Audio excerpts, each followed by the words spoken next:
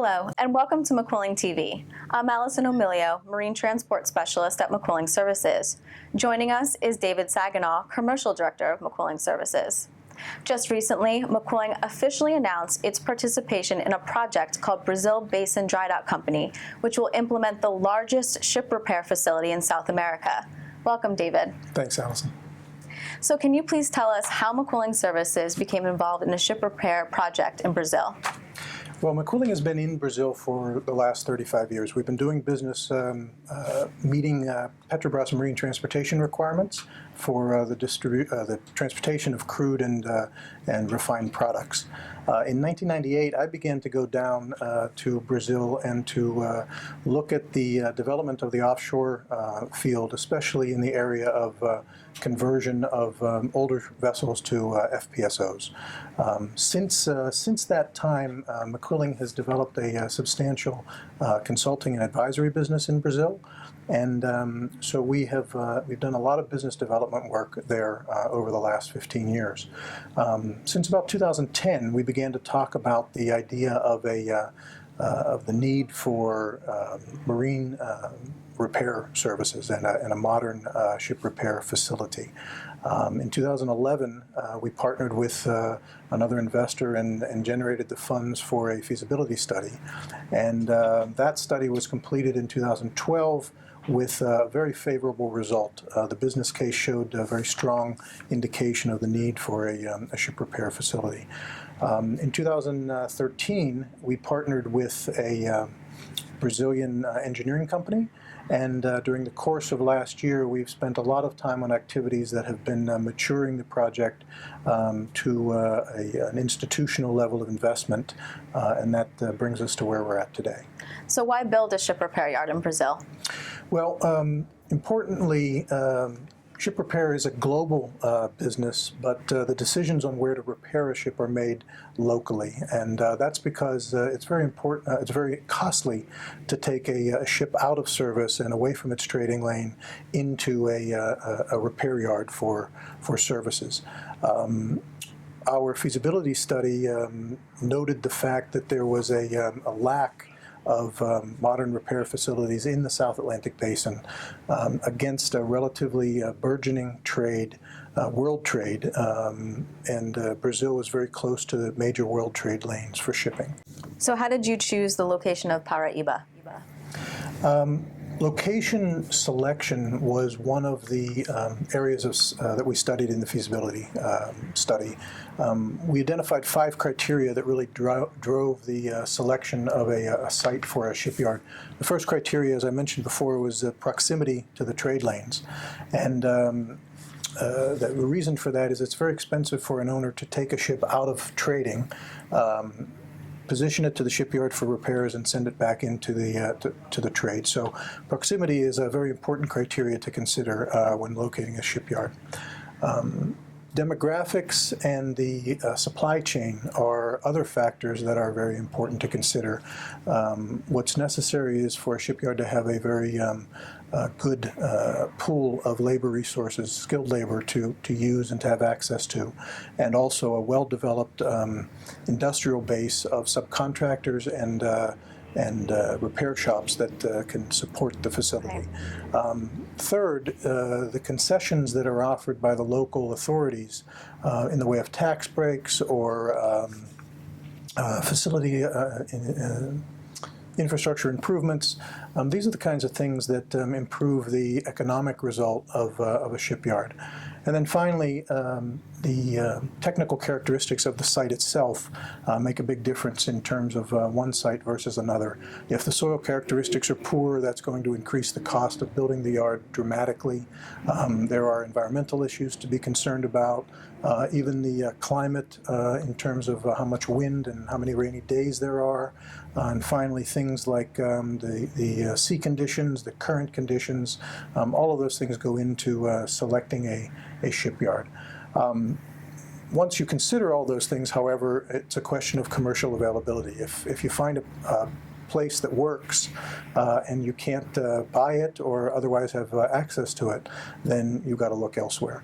What we found in Paraiba was we found an extremely supportive state and local government to the idea of our project. We found a very enthusiastic community in terms of bringing the project to the area that we're going to be located in. We found an almost ideal location with respect to the proximity issue, very close to the major trade lanes in the Atlantic Basin. And we also found a site where the technical characteristics of the site were compatible with what we were trying to do. Okay, so can you describe to us the facility? Sure. The facility is named EDPI, stands for Empresa de Docagem Pedro de Inga. That's in respect to a archaeological rock formation with carvings on it from ancient times. And the facility is located in a municipality called Lucena, inside the harbor in the port of Cabedelo, in the state of Paraiba. The facility will represent an area of about 800,000 square meters.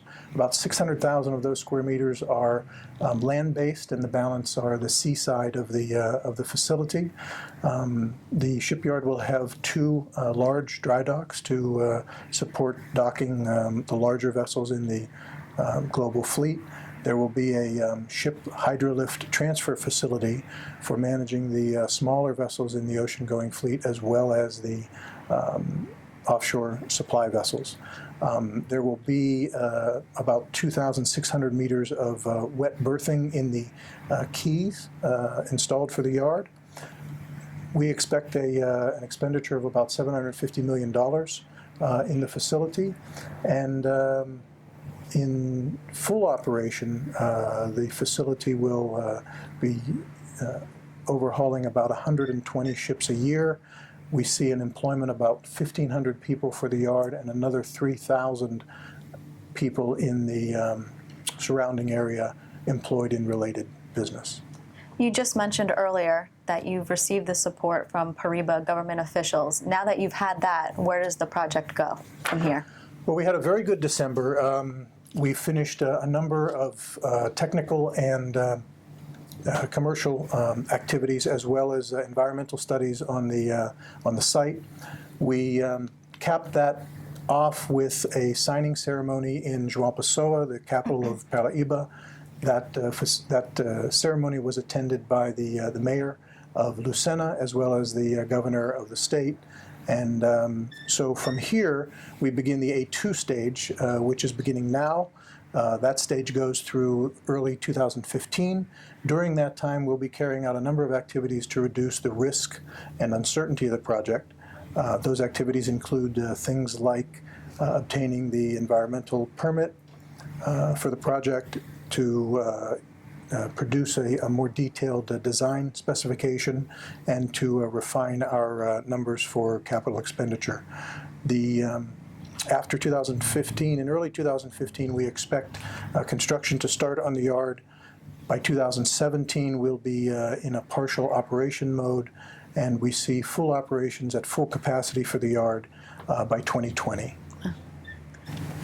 Brazil has been in the news lately with regard to their struggling economy, which has obviously created some skeptics. Being that you're someone who's been involved with Brazil for so long, can you please give us your perspective on this? Brazil is a lot like the U.S. in terms of its landmass, the number of natural resources, the other factor endowments, even the development of its society and its peoples. It has got a tremendous amount of potential as a result of these factors. It has been on a sustained positive trajectory with respect to political and economic development for a very long time now. Presently, it's going through some adjustments in its economy as it basically finds its role in the overall global economic trajectory. But we're bullish in the long run for Brazil, in the medium and the long term. What's important for the EDPI shipyard, I think, is more a focus on global trade and how that affects seaborne trade. We see that to be a very positive outlook going forward. And we think that the model that we have in place with respect to providing high quality and reliable service from an almost ideal location in the South Atlantic Basin, we're well positioned to move forward in that regard. Well, thank you, Dave, for being here with us today. It's been a pleasure to hear about your project, and we hope to hear from you again as it progresses. Thanks very much, Allison. Thank you. And I'm Allison Emilio. Thank you for watching McQuilling TV.